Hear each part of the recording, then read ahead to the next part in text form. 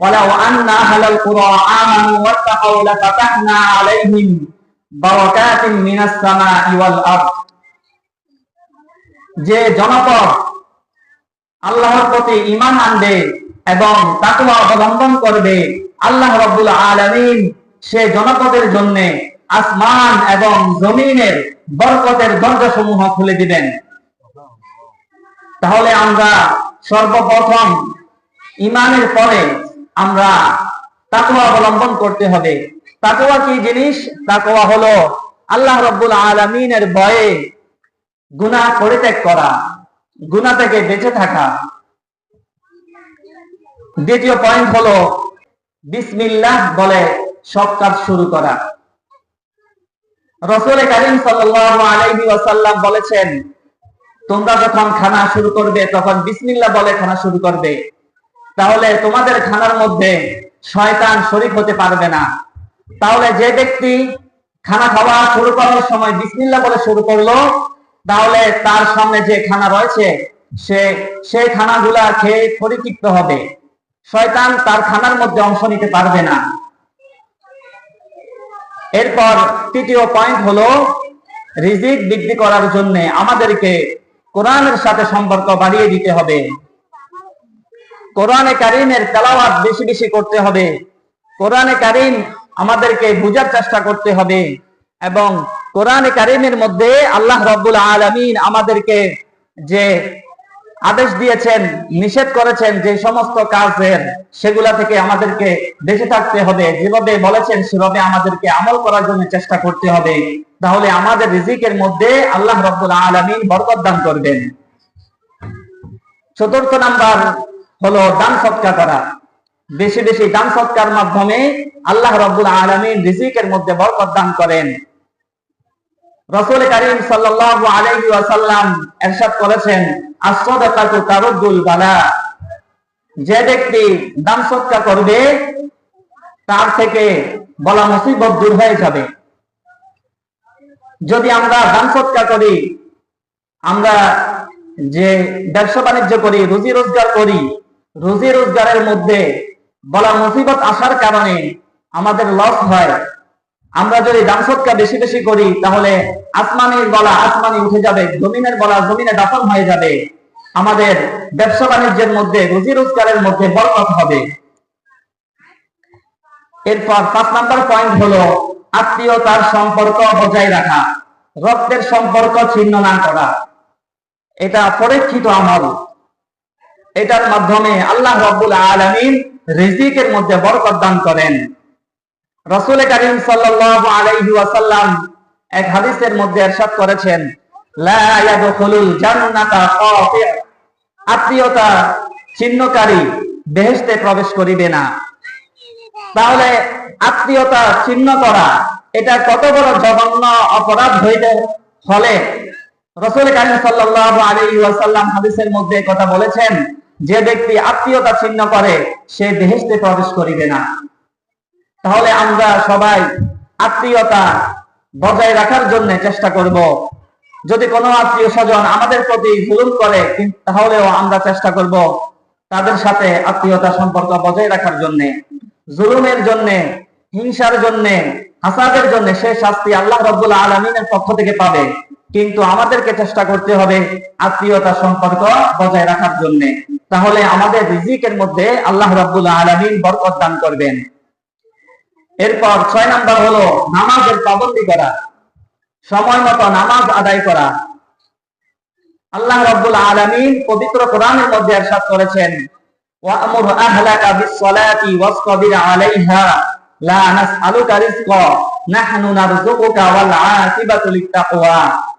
আল্লাহ রাব্বুল আলামিন বলেন, শুধু তুমি নিজে নামাজ পড়লে হবে না, তোমার পরিবার পরিজনদেরকেও নামাজ পড়ার জন্য আদেশ করতে হবে এবং এই বিষয়ের উপর অটল থাকতে হবে। নিজেও নামাজ পড়বে, পরিবার পরিজনদেরকেও নামাজ পড়াইতে হবে। তাহলে কি হবে? লা নাসআলুকা রিজকা। আল্লাহ বলতেছেন, আমি তোমাদের থেকে রিজিক চাই না, নাহনু নারযুকুক, আমি তোমাদেরকে রিজিক দিব। তাহলে নামাজ পড়লে আমাদের কি লাভ হবে? আমাদের লাভ হবে, সর্বপ্রথম লাভ হলো আমাদেরকে আল্লাহ তাআলা রিজিকের মধ্যে বরকত দান করবেন, আমাদের থেকে অভাব অনটনের কষ্ট দূর করে দিবেন। এরপর সপ্তম নাম্বার হলো, যারা আমরা বিভিন্ন ব্যবসা বাণিজ্যের মধ্যে জড়িত, যারা আমরা রিজিক অন্বেষণের কাজে জড়িত, রুজি রোজগারের মধ্যে জড়িত, সবাই ভোরে ভোরে কাজে যাওয়ার জন্য চেষ্টা করব। ভোরে আমরা এখন অভ্যাস হয়ে গিয়েছে, আমরা শুধু ঘুমাই। ভোরবেলায় ঘুমানো নিষেধ, হাদিসের মধ্যে এসেছে। রাসূল কারীম সাল্লাল্লাহু আলাইহি ওয়াসাল্লাম ইরশাদ করেছেন, ফজরের নামাজের পরে ভোরবেলায় বরকত রয়েছে। রাসূল দোয়া করেছেন, আল্লাহুম্মা বারিক লি উম্মতি ফি বুকুরিহা। রাসূল দোয়া করেছেন, আল্লাহ আপনি আমার উম্মতের জন্য ভোরবেলায় বরকত দান করেন। তাহলে আমরা ভোরে ভোরে কাজ শুরু করার জন্য চেষ্টা করব। হ্যাঁ, কিছু মার্কেট অথবা দোকানপাট রয়েছে, যারা ভোরবেলায় দোকানপাট খুলতে পারে না বা মার্কেট বন্ধ থাকার কারণে কাজ করতে পারে না, তাহলে আমাদেরকে কাজে যাওয়ার জন্য যে প্রস্তুতি রয়েছে সেটা আমাদেরকে ভোরবেলা থেকে শুরু করতে হবে। তাহলে আল্লাহ রাব্বুল আলামিন আমাদের রিজিকের মধ্যে বরকত দান করবেন। এরপর পয়েন্ট হলো, আল্লাহ রাব্বুল আলামিনের উপর আমরা তাওয়াক্কুল করব। আল্লাহ রাব্বুল আলামিন পবিত্র কোরআন হাকিমের মধ্যে ইরশাদ করেছেন, ওয়া মান ইয়াতাওয়াক্কাল আলাল্লাহি ফাহুয়া হাসবুহ। যে ব্যক্তি আল্লাহ তাআলার উপর তাওয়াক্কুল করবে, আল্লাহ তাআলা তার জন্য যথেষ্ট হয়ে যাবে। রাসূল কারীম সাল্লাল্লাহু আলাইহি ওয়াসাল্লামের হাদিস, তিনি বলেছেন, তোমরা যদি আল্লাহ রাব্বুল আলামিনের উপর তাওয়াক্কুল করো, তাহলে আল্লাহ রাব্বুল আলামিন তোমাদের রিজিকের ব্যবস্থা করে দিবেন। যেমনি ভাবে ভোরবেলায় পাখিরা বাসা থেকে বের হয় খালি পেটে, সন্ধ্যাবেলায় তারা বাসায় প্রবেশ করে ভরা পেটে, এরকম আল্লাহ রাব্বুল আলামিনের উপর যদি আমরা তাওয়াক্কুল করে কাজ করি, রুজি রোজগার করি, তাহলে আমাদের রুজি রোজগারের মধ্যে আল্লাহ তাআলা বরকত দান করবেন। এরপর আমাদেরকে নবম নম্বরে যে আমলটা করতে হবে সেটা হলো বেশি বেশি ইস্তেগফার করতে হবে। বেশি বেশি ইস্তেগফার করলে আমাদের কি ফায়দা হবে? হযরত নূহ আলাইহিস সালাতু ওয়াস সালাম বলতেছেন, সূরা নূহের একটি আয়াত, ফাকুল তুস্তাগফিরু রাব্বাকুম। নূহ আলাইহিস সালাতু ওয়াস সালাম বলতেছেন, আমি বলছি তোমরা তোমাদের প্রভুর নিকট ইস্তেগফার করো, ক্ষমা চাও। ক্ষমা চাইলে কি ফায়দা হবে? ইন্নাহু কানা গফফারা, তিনি তোমাদেরকে ক্ষমা করে দিবেন। ইউরসিলিস সামাআ আলাইকুম মিদরারা, আসমান থেকে বৃষ্টি বর্ষণ করবেন। ওয়া ইউমদিদুকুম বিআমওয়ালিন ওয়া বানিনা ওয়া ইয়াজআল লাকুম জান্নাতিন ওয়া ইয়াজআল লাকুম আনহারা, এবং তোমাদের ধন সম্পদ, সন্তান সন্ততিতে বরকত দান করবেন। তাহলে আমরা বেশি বেশি যদি ইস্তেগফার করি, তাহলে আমাদের জন্য কি ফায়দা হবে? আমাদের রুজি রোজগারের মধ্যে আল্লাহ রাব্বুল আলামিন বরকত দান করবেন। দশম নাম্বার যে আমলের কথা বলবো সেটি হলো বেশি বেশি সালাম দেওয়া, সালামের প্রসার প্রসার করা। কোন ভাইকে দেখা হলে, ভাইয়ের সাথে দেখা হলে প্রথমে আমরা কথা বলার আগে সালাম দিব, আসসালাম ক্বাবলাল কালাম। কথা বলার আগে আমরা সালাম বিনিময় করব। সালাম হলো আসসালামু আলাইকুম ওয়া রাহমাতুল্লাহি ওয়া বারাকাতুহু। সালাম দেওয়া মানে এক ভাই অপর ভাইকে শান্তির জন্য দোয়া করা, বরকতের জন্য দোয়া করা। তাহলে এক ভাই আরেক ভাইয়ের জন্য বরকতের জন্য যদি দোয়া করে, হাদিসের মধ্যে এসেছে, যদি কোনো মুসলমান ভাই আরেকজন মুসলমানের জন্য দোয়া করে, তাহলে ওই ফেরেশতারা আল্লাহ রাব্বুল আলামিনের দরবারে দোয়া করে যে দোয়াটা সে অপর মুসলমানের জন্য করেছে।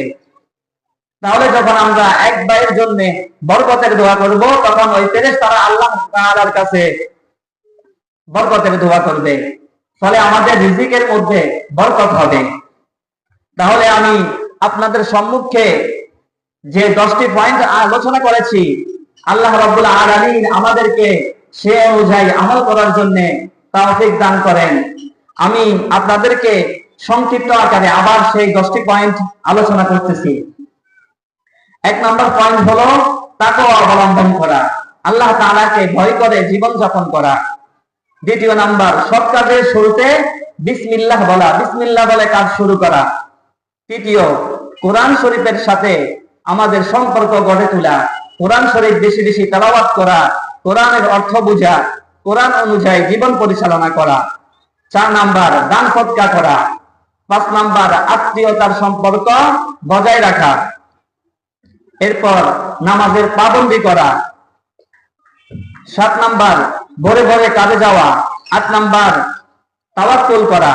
9 নাম্বার, ইস্তেগফার বেশি বেশি করা। 10 নাম্বার, সালামের প্রচার প্রসার করা। আল্লাহ রাব্বুল আলামিন আমাদেরকে এই 10টি পয়েন্টের উপর আমল করার জন্য তৌফিক দান করেন। সবাই বলুন আমিন। ওয়া আখিরু দাওয়ানা আলহামদুলিল্লাহি রাব্বিল আলামিন। আসসালামু আলাইকুম ওয়া রাহমাতুল্লাহি ওয়া বারাকাতুহু।